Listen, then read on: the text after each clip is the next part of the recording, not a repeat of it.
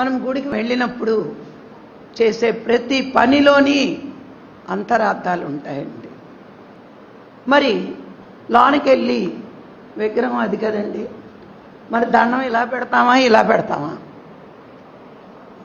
మరి దేవుడు అదైతే ఇలా పెట్టాలి కదా, ఇలా ఎందుకు పెడుతున్నాం? మీరు చూడండి, ఎన్నో కోరికలతో తిరుపతి వెళ్తారు, వెంకటేశ్వర స్వామి దర్శనం చేసుకోవాలనుకుంటారు.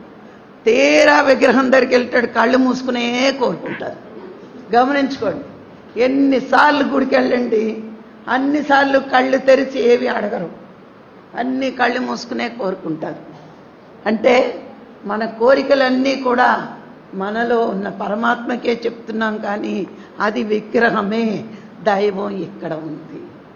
ఈ జీవాత్మ ఈ పరమాత్మ ఒక్కటే అని చెప్పడమే ఈ నమస్కారానికి అర్థం. అది ఎలా పెడతాం? ఇలా పెడతాం. అంటే ఏంటి? ఎన్నది ఎక్కడ ఉంది? ఇదే, అది విగ్రహమే.